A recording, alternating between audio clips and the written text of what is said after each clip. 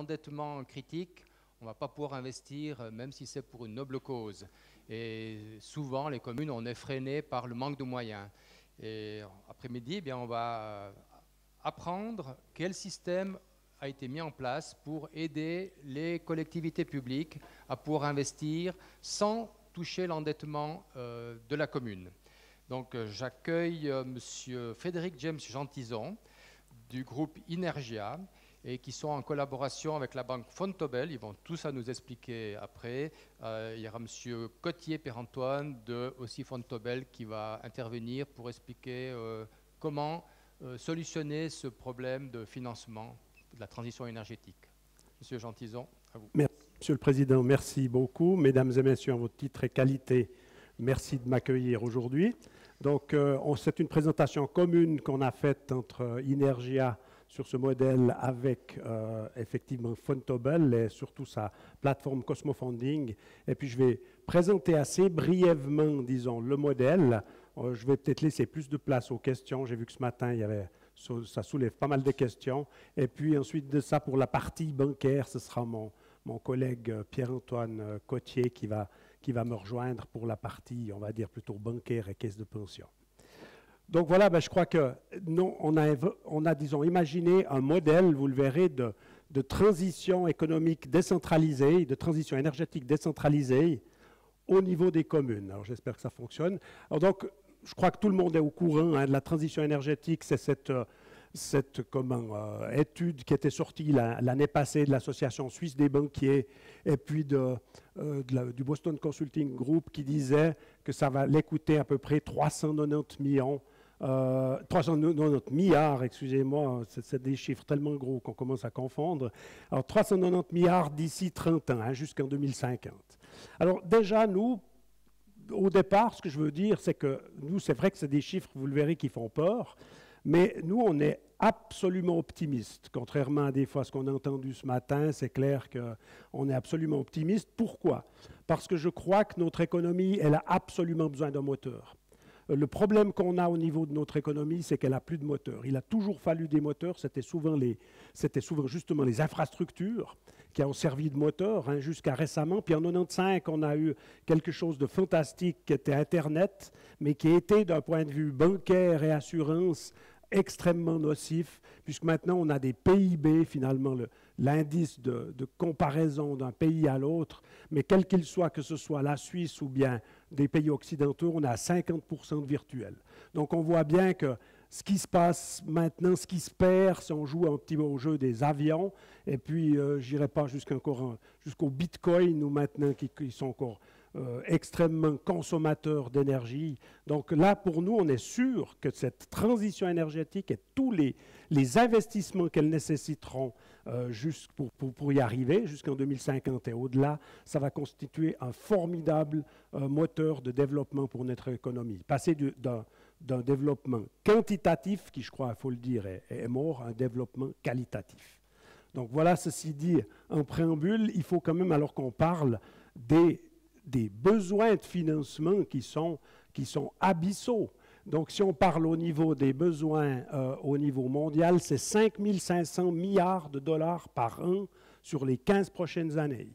Si on parle au niveau de l'Europe, c'est 1 245 milliards d'euros sur les 10 prochaines années.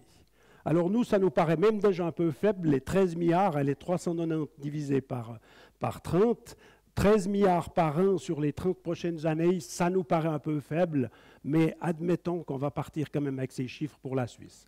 Donc si on enlève de ces 13 milliards, 2 milliards qui sont investis par les très grandes entreprises, je pense, si on parle d'ici au Valais, c'est Lonza ou Holcim, Nestlé, les grosses entreprises, les multinationales qui devront faire leur part, c'est à peu près 2 milliards.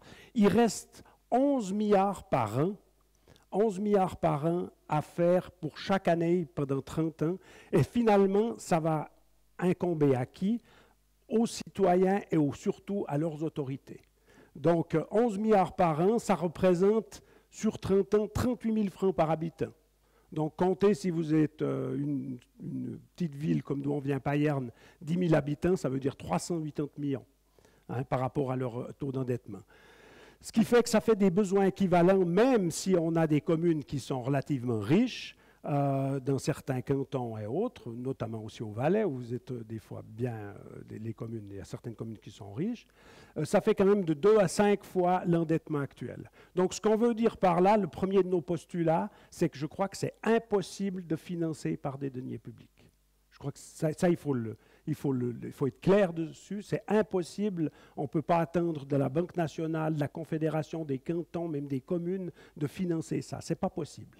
Ça, c'est le premier des postulats. Deuxième des postulats, on a 2200 communes en Suisse, dont 1375 moins de 10 000 habitants. Je crois qu'on l'a vu ce matin. Si on veut réussir cette transition énergétique, il ne faut pas s'attendre à ce que la Confédération décide, ou bien même les cantons, ou même les communes, disons, décident souverainement avec leurs autorités. Ça doit se faire au niveau de chaque commune avec leurs citoyens. Ce n'est pas possible autrement. Si on n'est pas neutre en carbone d'ici 2050, ici à Vétro, à Payerne, à Sicrone, à Lutzelflue, ou bien même, donc on n'y arrivera pas. Donc c'est une responsabilité des communes et de leurs citoyens. Bon, mais voyez que les chiffres sont abyssaux. Par contre, il y a un financement qui nous paraît évident, c'est les caisses de pension et puis les investisseurs institutionnels.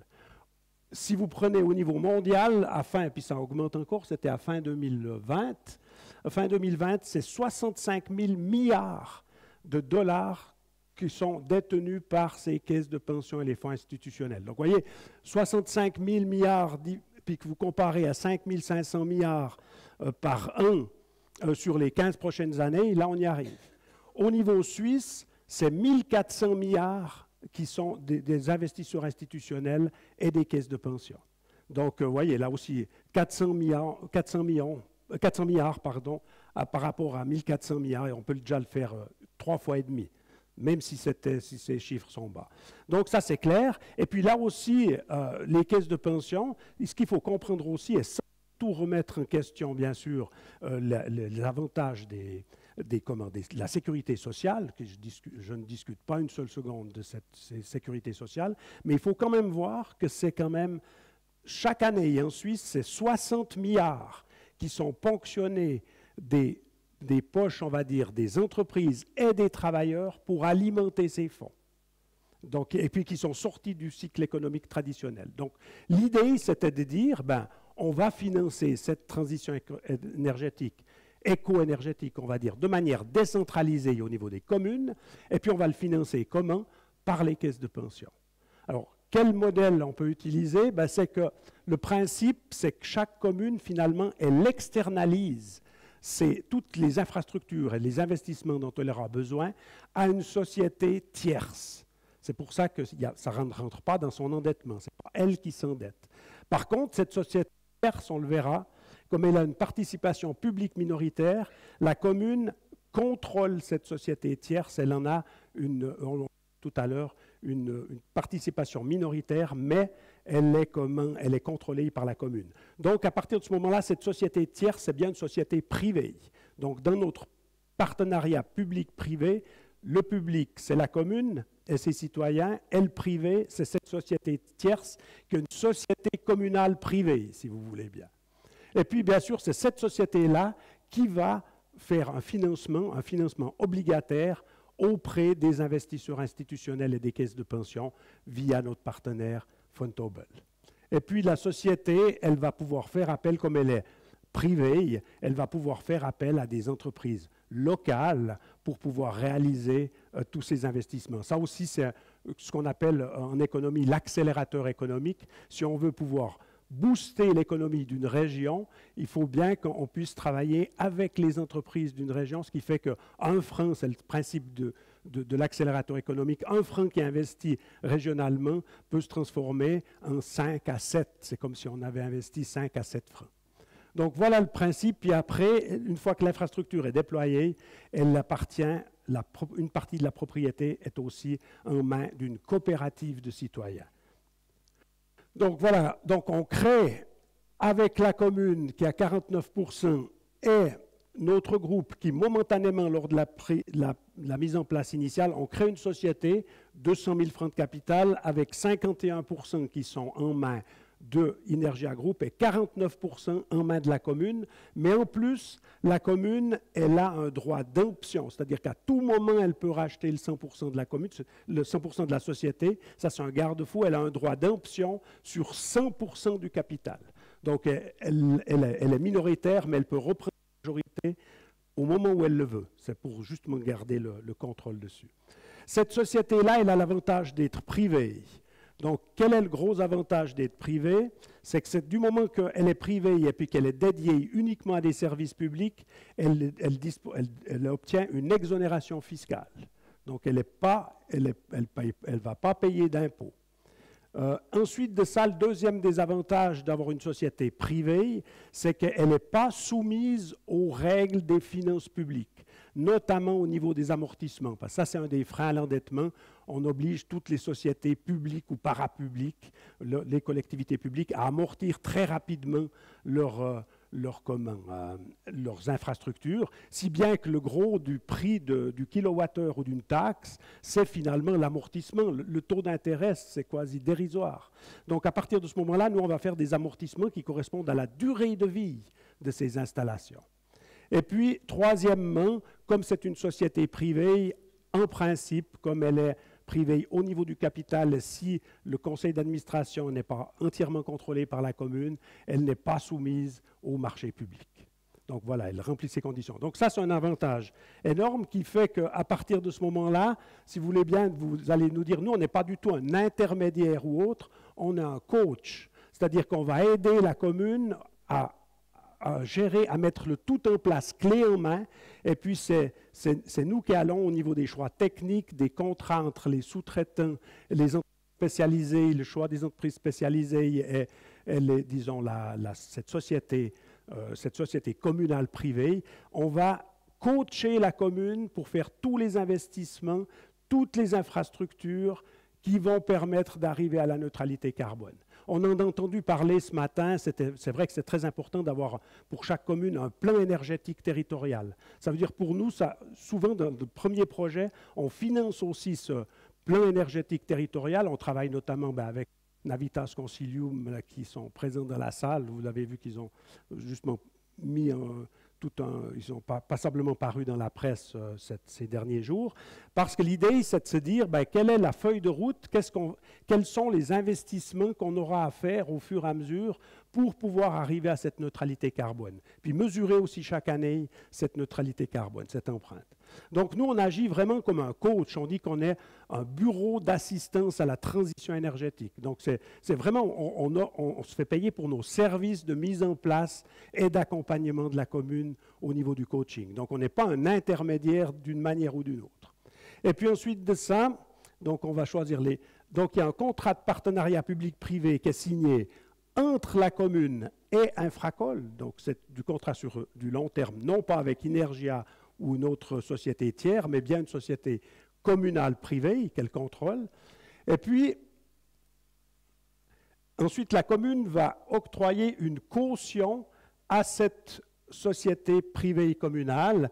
Et à l'aide de cette caution, eh bien, Infracol va réaliser un emprunt obligataire auprès de notre partenaire Cosmofunding qui regroupe à peu près 160 investisseurs institutionnels et des caisses de pension, ce qui veut dire une capacité d'à peu près 1000 milliards de francs suisses dédiés pour la transition énergétique. Mais Pierre-Antoine nous en parlera peut-être plus tard. Donc, ensuite de ça, c'est un emprunt obligataire totalement conventionnel. Et puis, comme la caution suffit à l'investisseur comme garantie, à partir de ce moment-là, il y a encore une cédule hypothécaire sur les infrastructures qui sont octroyées à la commune. Donc la commune, vous voyez, elle a un droit d'option, elle a un droit d'option sur 100% du capital, et puis en plus, elle a le titre de propriété, finalement, sur ces infrastructures. Donc on va dire qu'elle est complètement protégée. Et puis alors, dans un deuxième temps, Energia Group va céder 49% de son capital à une coopérative de citoyennes. Donc des consommateurs et résidents de la commune peuvent devenir associés. Donc, ils n'ont pas besoin de sortir du capital social, c'est juste une question de transparence. Il n'y a d'ailleurs pas de coût financier à faire là, puisque du moment que cette société-là est exonérée fiscalement, tout le cash flow doit être investi dans les infrastructures ou au remboursement de la dette. Il ne peut pas y avoir de distribution de dividendes ou quoi que ce soit. Donc, c'est simplement que ça permet aux citoyens d'avoir une véritable transparence sur le prix, de participer avec ces autorités à la transition énergétique. Et puis surtout, ça permet également aussi d'avoir entre la commune et ses citoyens 98% du capital. Donc voilà, je vais aller rapidement. Donc effectivement, il s'agit d'une externalisation de l'infrastructure à une société dédiée. La société privée à participation publique minoritaire, elle obtient un financement auprès d'investisseurs institutionnels, et puis la société reste contrôlée par la commune, et puis à la fin, la société mandate des entreprises spécialisées locales, donc elle va travailler avec les entreprises locales, et puis une fois l'infrastructure déployée, la coopérative citoyenne fait son entrée au capital de cette société. Donc si vous voulez bien, ce qu'on a réalisé avec Fontobel et Cosmo Funding, on a réussi ce que certains cherchaient à faire depuis longtemps, c'est de réintroduire les caisses de pension dans le circuit économique traditionnel. C'est-à-dire que vous avez les caisses de pension qui, à travers notre modèle, vont financer la transition énergétique des collectivités locales via ces sociétés privées locales, qui, elles, vont faire appel aux acteurs économiques locaux, qui, eux, vont permettre de créer des emplois, puis surtout de maintenir les emplois actuels, qui, eux, vont repayer les charges sociales aux caisses de pension et la boucle est bouclée. Donc, une chose qui est importante, c'est de voir que cette solution, elle permet de faire tous les investissements et financements publics ou privés nécessaires à la transition énergétique. Donc, non seulement au niveau de l'énergie, bien sûr, où là, tout le monde est intéressé à l'énergie, surtout maintenant, mais il y a également tout ce qui est eau potable, eau usée, tout ce qui est les steppes, tout ce qui est les déchetteries, puisque bien sûr, il faudra un mix de tout pour arriver à la transition énergétique. Et puis, isolation des bâtiments, je crois que ça a été cité ce matin, privé au public, et puis également la mobilité électrique avec des bornes et tout. Ça, je voudrais venir, vous voyez que c'est marqué public ou privé, parce que bien sûr, on va faire des infrastructures qui seront communales pour des infrastructures générales, mais il faut qu'on puisse intéresser tout le monde. Alors, j'ai presque voulu intervenir ce matin, mais je pense que c'est important de le dire. Ce qu'on voit souvent, on nous a dit, vous avez obligation de se raccorder, etc., subsides, ou obligation de mettre des panneaux photovoltaïques. C'est bien joli. Dans la réalité, nous on le voit sur le terrain tous les jours, la réalité, les gens n'ont pas de cash. Alors, je vous donne un exemple. Quand on va faire, par exemple, un chauffage à distance, pour donner un exemple, un chauffage à distance, mais on va s'occuper de tout le monde. Des fois, vous avez des fermes ou peut-être des villas ou des immeubles qui sont un peu externes par rapport au chauffage à distance. Ça ne vaut pas la peine de les brancher. Alors, on fait aussi des transformations énergétiques. Alors, on propose effectivement à certaines de ces villas, je vous donne un exemple, si vous avez une villa externe, on vous dit, ben, vous faut passer du mazout à par exemple avec une pompe à chaleur, 60 000 francs. Ensuite de ça, on vous dit, ben, si vous mettez une PAC, ça vaut la peine de refaire l'enveloppe de votre bâtiment, 60 000 francs, 120 000 francs. Alors, tous les mais attendez, finalement, avec la Confédération, les cantons, même la commune, on arrive à un tiers de subsides, donc ça va vous coûter que 80 000 francs. Et puis ces 80 000 francs, ils sont rentables sur 15 ans. Ils oublient le coût d'opportunité parce que, premièrement, eh ben, les 80 000, comme la plupart des propriétaires sont souvent des gens comme moi ou déjà à la retraite, mais proches de la retraite ou déjà à la retraite, ben, les banques, ils ne vous prêtent pas. Et puis, en plus de ça, si vous avez 70 ans, c'est pas mon cas, mais si vous avez 70 ans ou 75, puis qu'on vous dise, ben, mettez 80 000 dans un truc qui va vous rapporter en 15 ans, il est payé, etc. Le coût d'opportunité, on semble l'oublier. Ben, souvent, on va se dire, ben, je préfère regarder peut-être s'il m'arrive quelque chose, un pépin de santé et autres. Donc là, les gens ne se rendent pas compte que quand on dit obligé, etc., et c'est une des raisons pour laquelle la loi sur le CO2 n'a pas passé. Parce que si vous touchez au porte-monnaie, les gens, il faut bien se voir, là on est peut-être entre nous quelques-uns où tout le monde a peut-être un petit peu d'argent de côté, mais le 50% de la population, ils ont pas cet argent de côté, ou ils veulent le garder. Ou bien même si c'est des jeunes, comme on voyait, de famille, ils préfèrent peut-être garder les 20 000 francs, même pour se raccorder un chauffage à distance, garder les 20 000 francs pour pouvoir partir en vacances ou s'acheter une nouvelle voiture.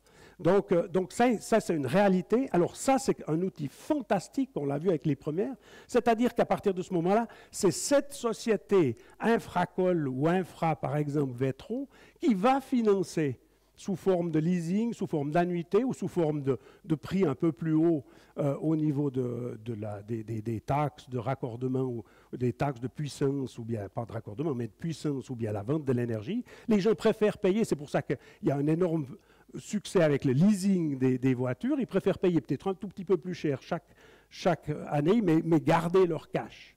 Et puis ça, on a vu que c'était, par exemple, les taxes de raccordement à des chauffages à distance, on met 0.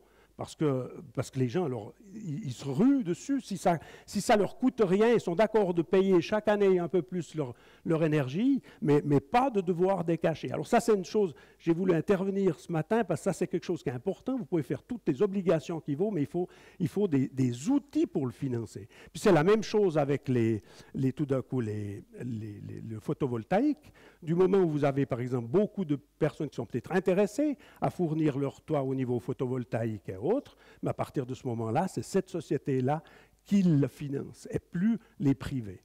Parce qu'autrement, c'est très important. Y compris, justement, l'isolation des bâtiments, c'est exactement la même chose. Donc voilà, donc ce qu'on fait surtout, nous, si vous voulez bien, ce qui est peut-être quelque chose d'important à comprendre, c'est toute la gestion des risques. Parce que c'est vrai qu'on le verra peut-être tout à l'heure, on transforme, la commune transforme finalement, comme elle doit cautionner la totalité de l'investissement, la totalité de l'endettement de cet infracol, une caution ne rentre pas dans le système de l'endettement, dans les calculs d'endettement. Pourquoi? Parce qu'une caution, par définition, c'est un engagement conditionnel. Et ça n'est pas un endettement effectif, c'est un engagement conditionnel. Donc l'important, c'est d'avoir une gestion des risques pour que les conditions qui pourraient faire qu'une caution devienne un endettement soient réduites à quasi zéro ou nul. Donc c'est surtout notre but dans nos prestations, c'est une gestion intégrale des risques et puis un traitement exhaustif de tous les risques, que ce soit des risques légaux, parce qu'il y a tous ces risques qui doivent être conformes aux règles sur les finances publiques, mais il y a aussi les risques, par exemple, au droit fédéral sur la sécurité, que vous sachiez que toutes ces infrastructures publiques techniques, elles sont soumises au droit fédéral sur la sécurité. Donc c'est important de ne pas être en infraction par rapport au droit fédéral sur la sécurité, parce que ça peut être encore le plus grand risque, puisque ça voudrait dire que les autorités fédérales pourraient vous interdire d'exploiter. Alors ça, c'est le plus gros risque. Et puis ensuite, il y a les risques commerciaux. Ce seront forcément des services publics autofinancés, c'est-à-dire l'eau, soit par des taxes, soit par de la vente. Ça, c'est important de dire. Donc, ce qui fait que ça fait quand même des marchés garantis. Et puis, c'est des prix attractifs parce qu'avec, justement, notre principe d'amortissement de ces infrastructures, les prix sont beaucoup plus bas que si on faisait avec des amortissements très courts. Alors, puisque je suis en Valais, je veux quand même vous dire, c'est des prestations de services publics autofinancés. Vous allez me dire, il y a l'autonomie des communes. Eh bien, on pourrait très bien imaginer d'acheter un hôtel ou une usine d'horlogerie ou je ne sais pas quoi, ou un vigneron ou un vignoble, etc. Mais ce n'est pas possible, c'est-à-dire, vous pourriez le faire une fois que la commune a sur ce genre de société, mais par contre, notre modèle ne marcherait plus, on n'aurait plus les investisseurs institutionnels derrière nous. Ça, je crois que c'est important de le dire parce que vous avez eu un cas ici au Valais, c'était le cas de l'Oesch-les-Bains. Je crois que c'est assez connu. Mais pourquoi? Parce que l'Oesch-les-Bains, ils avaient pris des risques commerciaux. Ils avaient acheté des hôtels. Ils s'étaient endettés dans des hôtels, des spas. Donc, ils avaient pris un risque commercial. Et ça, nous, c'est un risque qu'on exclut. Ensuite, ben, il y a tous les risques techniques. On sait que c'est le plus gros des risques, c'est les techniques. Alors, il faut savoir que nous, on vient de la technique. Donc, on a un bureau d'ingénieurs, j'ai expliqué tout à l'heure, ben, à cause d'APRO. On vient de la technique, on est des spécialistes de ces infrastructures techniques complexes quand même. Donc, qui gèrent. Donc, là aussi, ben, il y a tout un système aussi avec des garanties contractuelles. Là aussi, ce matin, on a entendu dire, même si finalement, c'est les Chinois, les panneaux photovoltaïques chinois sont bien meilleurs marché. Nous, le prix, je ne veux pas dire qu'il est... On va demander des garanties. Il faut absolument qu'on ait de la qualité.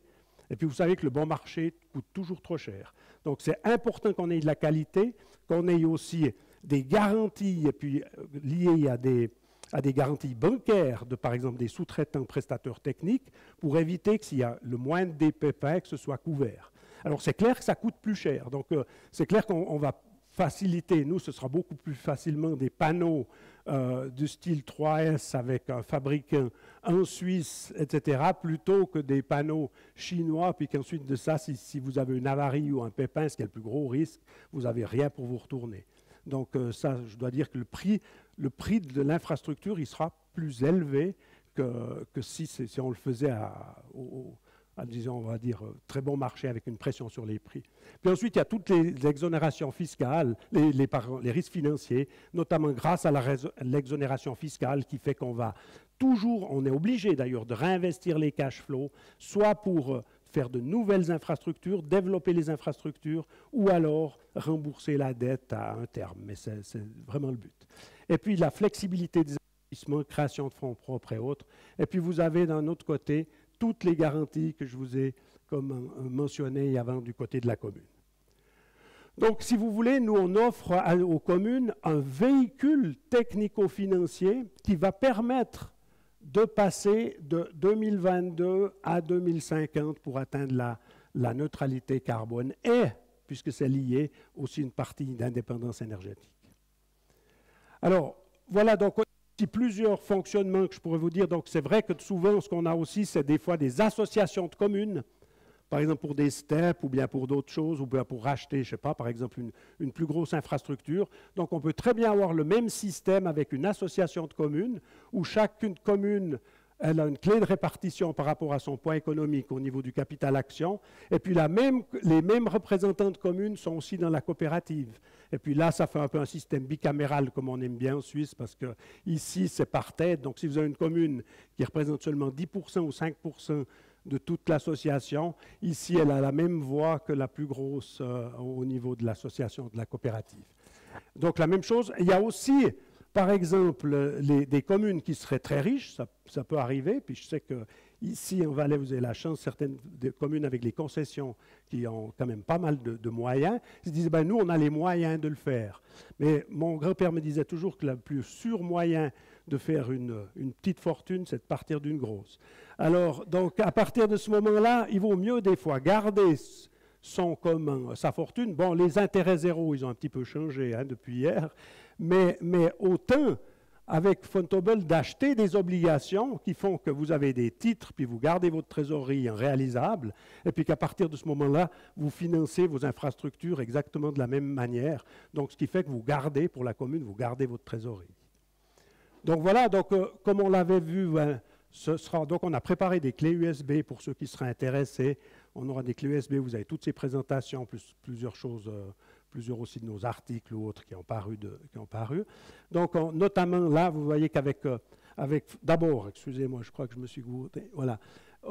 D'abord, on a eu le professeur Schönenberger qui a fait une étude sur notre partenariat public-privé, comme quoi elle était parfaitement conforme et que ça correspondait tout de suite carrément avec le nouveau modèle comptable harmonisé numéro 2, qui est le nouveau modèle comptable harmonisé qui est un modèle générique qui, lui, s'implémente au niveau de la Confédération, au niveau des cantons, et puis maintenant au niveau des communes. Comme vous le savez peut-être, au Valais, depuis le 1er janvier 2022, il y a aussi eu l'implémentation de MCH2 au niveau des communes. Donc, c'est une chose. Donc, effectivement, ce que je vous dis là, c'est que ça n'entre pas dans l'endettement de la commune. Donc, on a une expertise académique. Ensuite de ça, eh bien, effectivement, vous l'avez vu ici depuis le 17 novembre, on jouit d'un partenariat exceptionnel avec notre partenaire Fontobel. Alors je le dis souvent, je fais un petit clin d'œil parce qu'il est aussi romain, mon ami Cotier. Mais bon, bien sûr que vous avez, c'est une très grande banque d'investissement, une banque familiale extrêmement sérieuse. Et puis, qu'elle ait été intéressée par notre modèle, surtout qu'on est romain, puis de temps en temps on est un peu plus light, comme ils disent des fois en Suisse allemande, ça veut dire qu'on a véritablement un modèle qui est solide.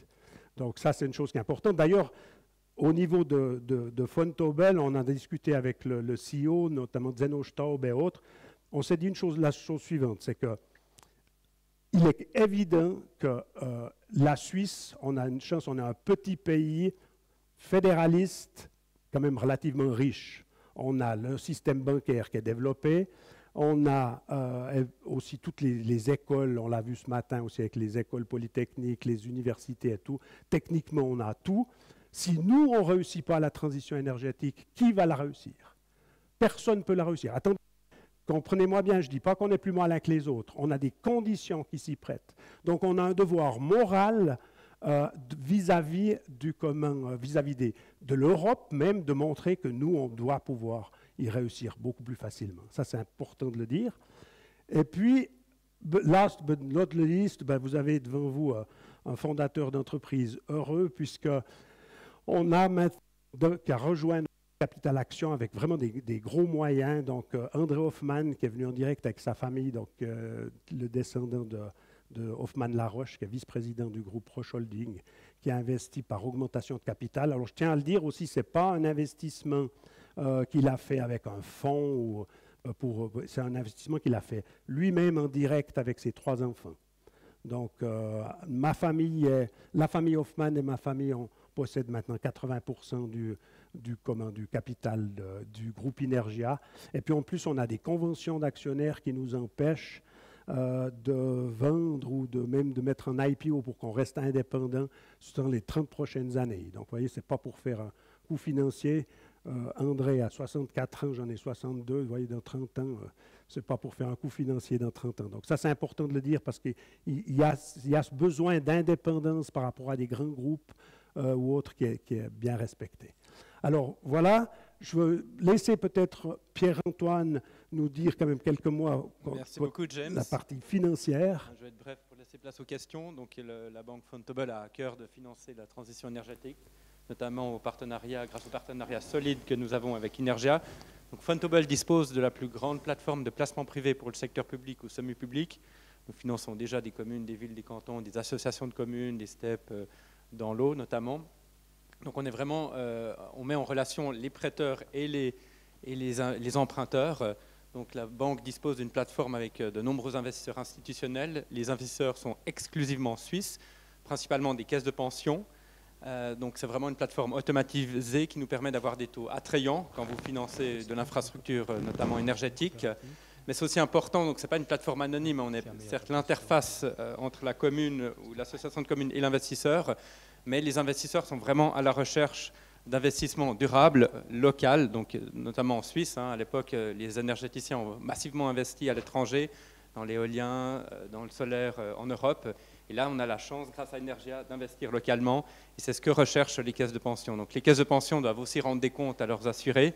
Et c'est vraiment un moyen d'investir de manière durable pour les caisses de pension. Et je dirais que le placement privé, donc c'est un emprunt obligataire, ça reste très efficace en termes de coûts. Ça a l'avantage par rapport à un emprunt bancaire classique de n'être pas être soumis à la réglementation bancaire. Vous savez, quand une banque prête de l'argent, la banque est soumise à une réglementation assez stricte avec des coûts du capital. Donc là, les caisses de pension arrivent à fournir des taux très attrayants, même par rapport aux banques en fait. Donc voilà, donc là peut-être on peut passer aux questions. Je pense qu'on peut passer aux questions. Effectivement, je crois que c'est le mieux. Oui, on va y répondre. Oui, en effet, donc c'est très intéressant. Nous, commune de Vétro, plusieurs fois on s'est confrontés devant cette réalité d'argent et de financement. Quand il y a eu des opportunités qui nous ont passé sous le nez parce qu'on n'avait pas les sous, les citoyens disent mais pourquoi vous n'avez pas acheté vous ce terrain pour faire quelque chose, cette usine ou je ne sais pas quoi. Quand on avait de l'entêtement qui nous approche le nez, on n'a pas les moyens de nos ambitions. Et là, ça peut être vraiment une solution pour pouvoir vraiment maintenant investir même sans liquidité. Alors voilà, j'ouvre les questions. Voilà, madame.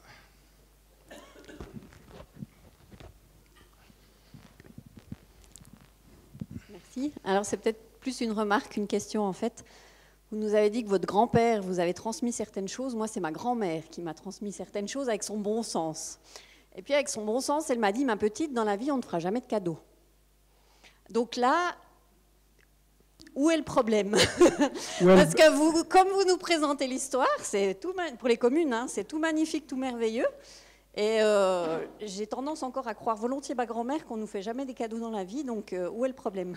Vous avez tout à fait raison, madame, mais je peux vous dire une chose, c'est probablement, au jour d'aujourd'hui, Pierre-Antoine pourra le confirmer avec tous les gens de chez Fontobel, tout le monde cherche le bug. Hein, en se disant, mais il doit y avoir quelque chose de caché. Hein, on est tellement habitué. Et non, je vous avoue une chose, c'est qu'il n'y a pas de bug. Pourquoi? D'ailleurs, ça a été dit quand on l'a présenté aussi à des sociétés de rating, de cotation, qui sont reconnues par la FINMA et la FINMA. Ils ont dit, votre modèle, il est éthique.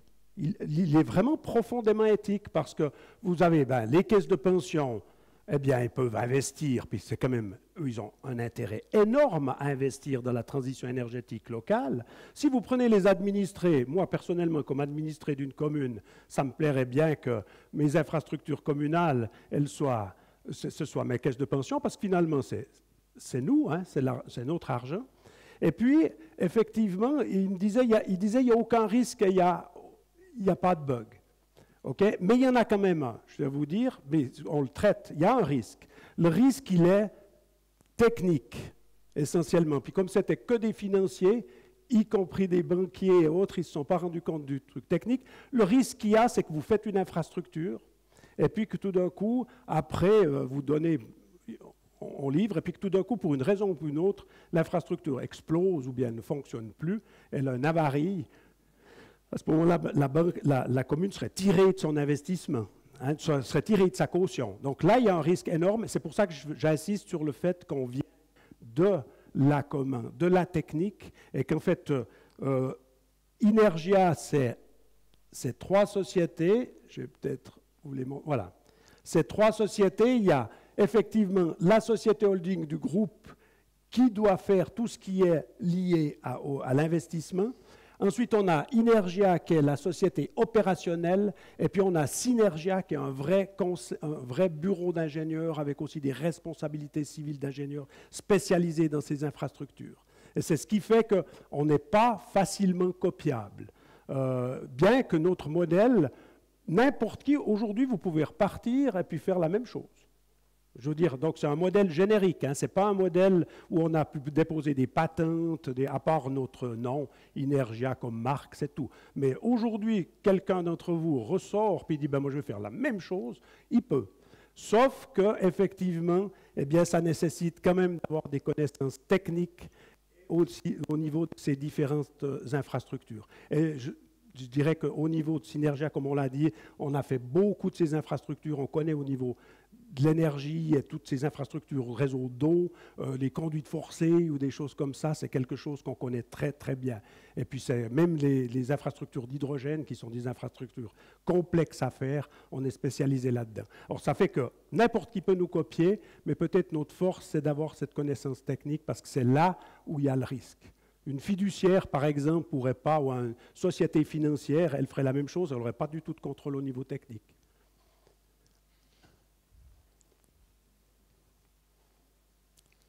Alors.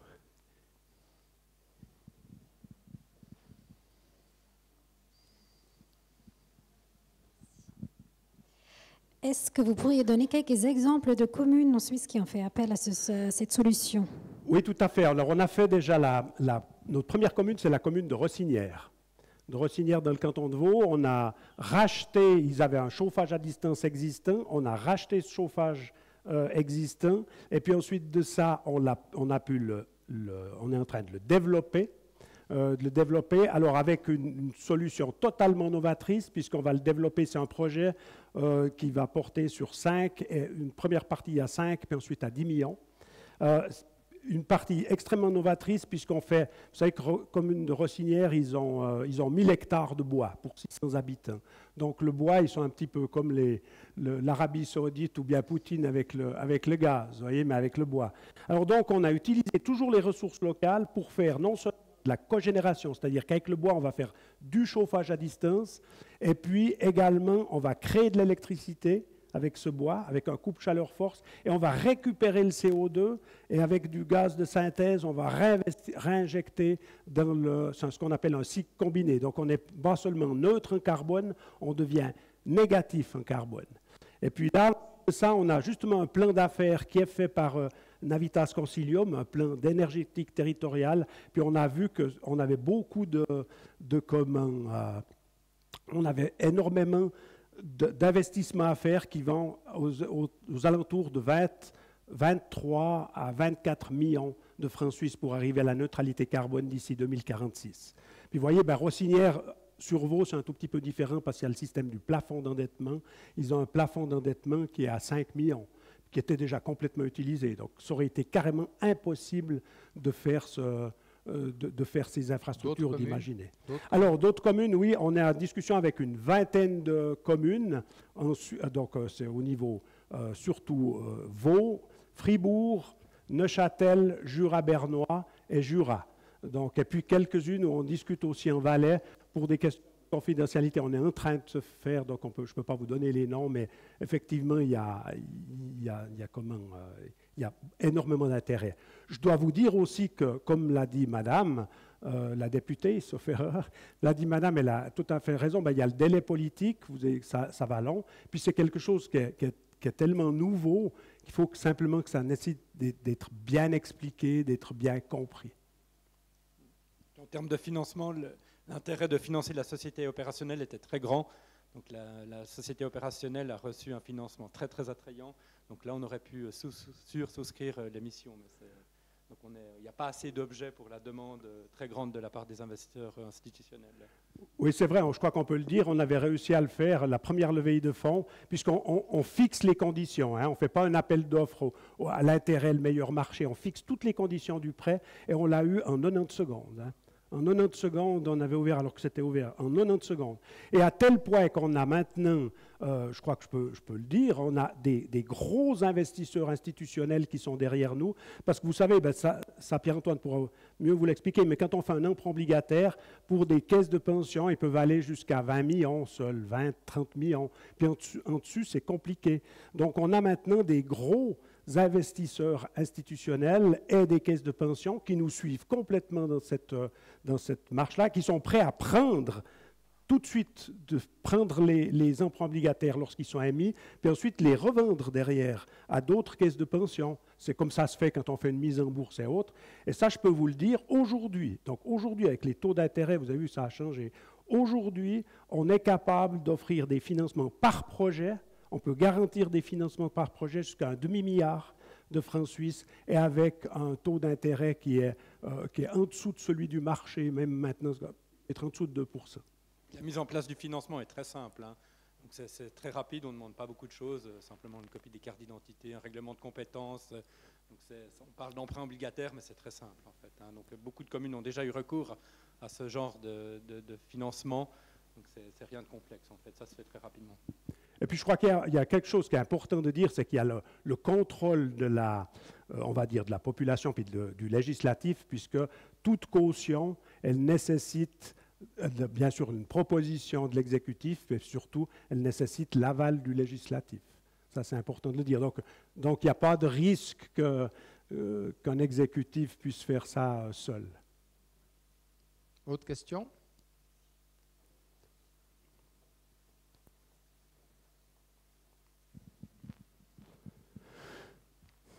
Merci. D'abord, je tiens à relever que je connais bien le groupe Vontobel. J'ai eu l'occasion, dans ma carrière professionnelle, de travailler pour eux. Donc, c'est vraiment une grande banque pour les institutionnels. Ensuite, M. André Hoffmann a une très grande réputation aussi.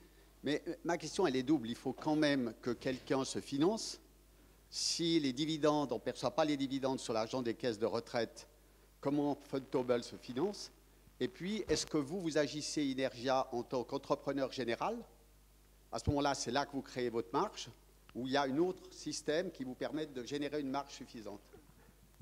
Alors, je te laisse. Je vais répondre pour la banque Fontobel. Donc, la banque Fontobel assume le rôle d'agent payeur, donc elle s'occupe du setup, du placement, donc du paiement du coupon, de l'intérêt pour l'investisseur. Donc ça, on est rémunéré pour ça, pour ce travail. Donc c'est notre rôle d'intermédiaire. Mais les marges dans les placements privés sont relativement très basses. On parle de quelques points de base. Donc c'est effectivement, donc là c'est une question de taille en fait pour nous. Si vous voulez, plus on a taille, plus c'est intéressant. Mais un seul investissement, ça sera pas trop lucratif en fait. Et au niveau des caisses de pension, comme je l'ai dit tout à l'heure, en fait, par rapport à un emprunt bancaire, la banque est soumise à la réglementation de Bâle III du capital. Donc quand elle fait un emprunt, elle doit mettre du capital de côté. Ce capital est rémunéré, donc ça lui coûte de l'argent en fait. Donc la caisse de pension a l'avantage, n'a pas de licence bancaire, donc elle peut être plus agressive parce qu'elle n'est pas soumise à la réglementation bancaire. Donc la marge de crédit de la caisse de pension lui convient très bien en fait. Ça se calque sur le marché obligataire suisse, qui d'ailleurs finance, dans Dedrance, c'est presque exclusivement financé grâce au marché des capitaux. Donc ça convient aussi à la caisse de pension en fait, par rapport à une banque en fait. Voilà. Alors l'autre volet, je vais y répondre, M. Iso, parce qu'on a aussi quelques passionnés de faute, donc c'est comme ça qu'on vous connaît quand même. Alors, donc, ce qui se passe, c'est que l'autre volet, effectivement, nous, on ne prend pas du tout de marge et autres, c'est un contrat de licence qui correspond à des prestations de services complètes et intégrées. Donc, on agit comme, si vous voulez, comme un bureau d'assistance à la transition énergétique. Par rapport à analogie, si on prend dans la construction, vous avez souvent, par rapport à un maître d'ouvrage, vous avez le bureau d'assistance au maître d'ouvrage, le BAMO. Alors, on assure ce rôle de BAMO, notamment, qui consiste à pouvoir faire les contrats entre la société Infracol et les partenaires, comme je vous le disais, avec des exigences contractuelles qui sont élevées, avec des garanties. Donc, il y a tout ce rôle de BAMO, technique et tout, exactement comme un bureau d'ingénieur. Mais après, il y a tout le rôle économique, justement, où on met en place ce système clé en main. On s'occupe de tout le business plan. Donc, il faut quand même savoir que dans notre travail de licence, quand on fait des offres à des communes, jusqu'à ce que ça passe au législatif et autres, on est obligé de faire tout un business plan. On pourrait montrer des offres qu'on fait avec tout le business plan, toutes vraiment tout un business plan complet sur 30 ans. Et puis, ce qui fait que ça donne beaucoup de travaux, qui fait que nous, c'est un risque qu'on prend. C'est-à-dire que si tout d'un coup, à la fin si le législatif était non, c'est à compte d'auteur et puis on ne gagne rien du tout. Par contre, après, tous ces services, y compris ces services d'accompagnement, création de la société, premièrement avec la gouvernance de la société, création de la coopérative citoyenne avec tout un système de gouvernance, il y a tout ce qu'on a mis en place, plus tous les services juridiques.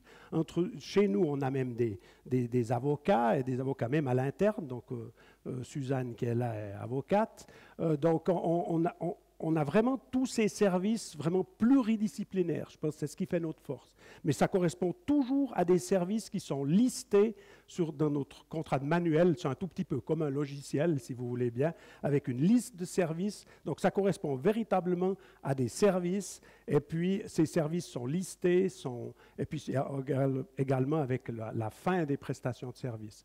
Donc, mais on n'agit pas du tout comme intermédiaire, et on n'agit pas comme entreprise générale. Donc souvent on essaye par exemple, de travailler avec des entreprises générales, puis par contre, là, on sera au niveau du BAMO pour pouvoir faire toutes les relations contractuelles entre Infracol et l'entreprise générale. Parce que ça, une commune, probablement, elle n'a pas les compétences à l'interne pour le faire, donc on agit. C'est pour ça qu'on a pris un peu cette analogie en disant qu'on a un bureau d'assistance à la transition énergétique.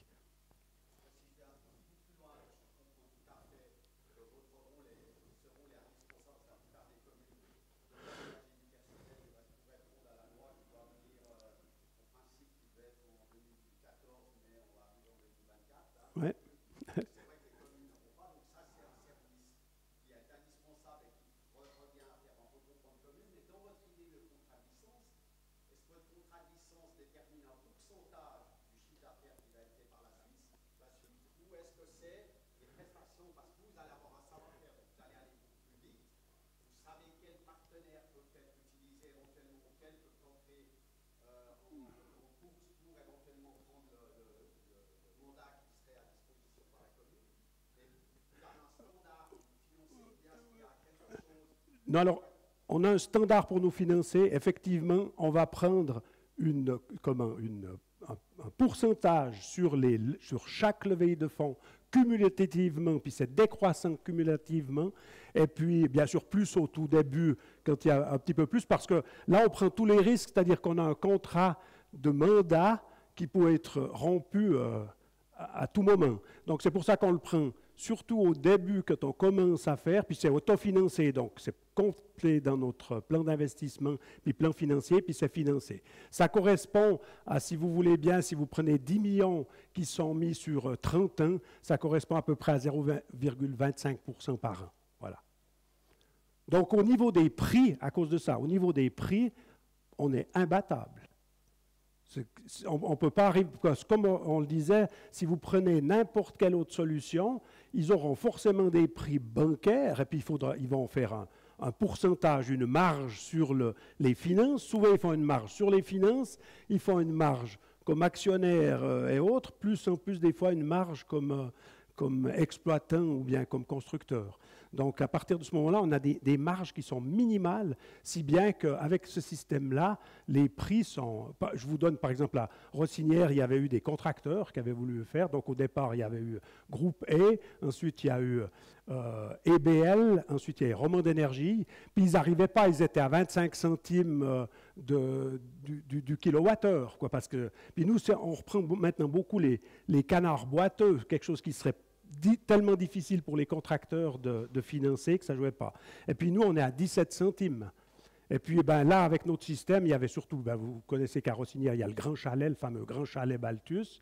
Ils ne voulaient absolument pas se relier avec Roman d'énergie et tout. Ils voulaient mettre leur propre pompe à chaleur et autres. Du moment que c'était une initiative communale, là, on est en train de finir de les raccorder. Et puis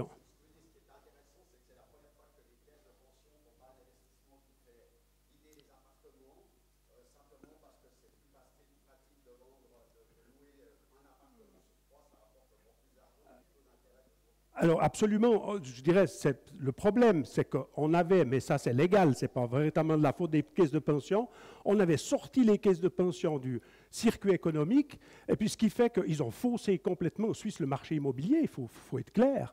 Et alors, tandis que là, c'est pour ça qu'on a un engouement, vraiment un engouement je ne peux pas vous donner les noms des grosses caisses de pension, mais on a les plus grosses caisses de pension derrière nous. Comme le disait Pierre-Antoine tout à l'heure, ils nous disent, mais maintenant on a tellement d'argent, mais maintenant il faut des projets, quoi. Peut-être aussi dans le marché des capitaux, il y a les green bonds, les emprunts verts.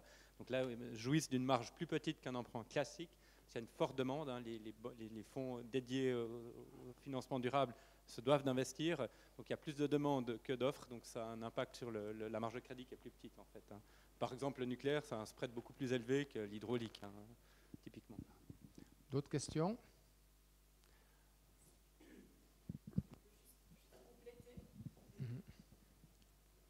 Merci beaucoup, Suzanne. Là, vous avez compris, je suis avec Énergia. Mais je pense que ce qui est important, puisqu'on est dans une commune, je suis également conseillère communale, je dirais le travail au niveau du conseil communal, de la municipalité, de prise de conscience, l'engagement, de démontrer l'intérêt d'engager les citoyennes, citoyens, c'est très important. Et peut-être c'est quelque chose également qu'il faut discuter au sein des communes, comment l'autonomie ou une autonomie partielle de l'énergie, la reprise de cette autonomie est possible avec ces outils, mais ça tombe pas du ciel. Alors il y a un travail de base à faire pour les autorités.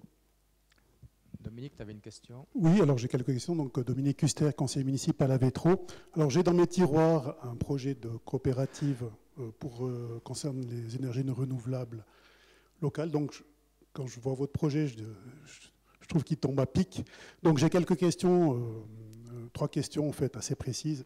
Alors, la première, c'est par rapport justement à la coopérative citoyenne. Vous parliez de mise en place d'une infrastructure et ensuite de cet appel d'offres citoyens. Donc, la première question, c'est qu'est-ce que c'est que cette infrastructure qui doit être mise en place? Et puis, concrètement, c'est quoi le timing pour arriver au premier citoyen qui entre dans la coopérative? Tout à fait. Alors, bon, du point de vue timing, c'est très rapide. Pourquoi est-ce qu'on ne le fait pas tout de suite, simplement parce qu'on ne voudrait pas qu'au départ, lors de la mise en place, puis la commune, c'était surtout aussi la commune, style la commune de Rossinière, l'exécutif voulait quand même pouvoir mettre en place les choses avant qu'il y ait une communauté de citoyennes qui viennent et puis qui puissent peut-être tout d'un coup vendre ou autre. C'est aussi pour ça qu'on leur a donné 49% pour éviter que tout d'un coup la coopérative citoyenne vende à Romand d'énergie, par exemple. Vous voyez, je veux dire, etc. Donc ça, c'est une chose. Maintenant, la coopérative, ce qu'il faut bien voir, c'est que c'est une coopérative, comme la coopérative traditionnelle, c'est une coopérative sans part sociale. Hein, donc ça, c'est compris justement dans nos prestations. On va souscrire à 51 000 francs, donc en cash, puis on en cède à titre gratuit 49 à la coopérative, 49%. Donc ça veut dire que c'est une coopérative sans part sociale. Donc la seule raison, la coopérative d'ailleurs au niveau du Code des obligations, la coopérative conventionnelle, il n'y a pas de part sociale. Hein. Ce n'est pas comme la Migros ou bien Raiffeisen qui ont des coopératives avec part sociale.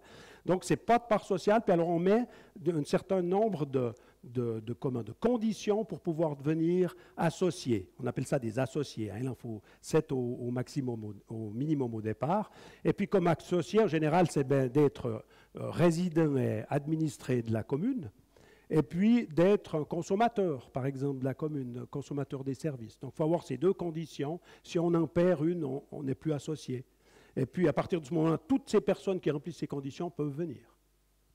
Et puis ensuite, elles éliront entre eux leurs représentants au conseil d'administration. Voilà, donc j'arrive à la deuxième question. Donc là, le système est monté, on a les coopérateurs. Là, concrètement, je dois refaire une cantine de foot. J'ai une assez grande surface de toit. Je me disais, ouais, bon, ce serait bien de mettre des panneaux solaires dessus. Sauf que, c'est à peu près 30 kilowatts. Sauf que c'est juste trop petit pour que Oiken s'intéresse au projet. Et puis, c'est trop grand pour que la commune puisse financer ça normalement. Donc, comment ça va se passer ? On a un groupe dont 51% sont encore peut-être contrôlés par Inergia, non ? Non, là, ouais. Ce sera... Non. Donc, comment va se faire le choix ? Qui c'est Alors après, c'est le conseil d'administration. C'est le conseil d'administration qui va décider par rapport à son plan de route qu'on aura fait, c'est-à-dire par rapport au plan territorial, énergétique territorial. On va dire, ça peut être un projet qui revient. Et puis à partir de ce moment-là, comment on fait des emprunts obligataires réguliers, hein, c'est tous les 2 ans, c'est revolving si vous voulez bien, c'est renouvelable. À partir de ce moment-là, on les comprend, puis on refait un emprunt obligataire qui va inclure le financement de ça avec le financement de ce toit photovoltaïque. Et puis ensuite de ça, ça vient dans le réseau communal ou bien c'est en autoconsommation. Merci. Donc, troisième et dernière question. Combien est-ce qu'il faut que je mette au budget l'année prochaine et les années suivantes pour réaliser tout ça ? Alors, la seule chose, il n'y a pas du tout de cash-out de paiement par rapport à la commune et puis à la commune et puis même les citoyens, puisque les citoyens pour la... Donc, la seule chose que ça va vous coûter 49 000 francs pour la libération du capital. Voilà. Merci. Donc le temps avance, on est déjà dans le timing de la prochaine conférence. La conférencière est arrivée là. Donc je remercie messieurs Gentizon et Cotier parce que c'était vraiment très intéressant. Ils ont un stand à la place du village où on a passé l'apéro avant. Donc ils se tiennent à votre disposition aujourd'hui et demain pour répondre à vos questions. Merci beaucoup. Merci.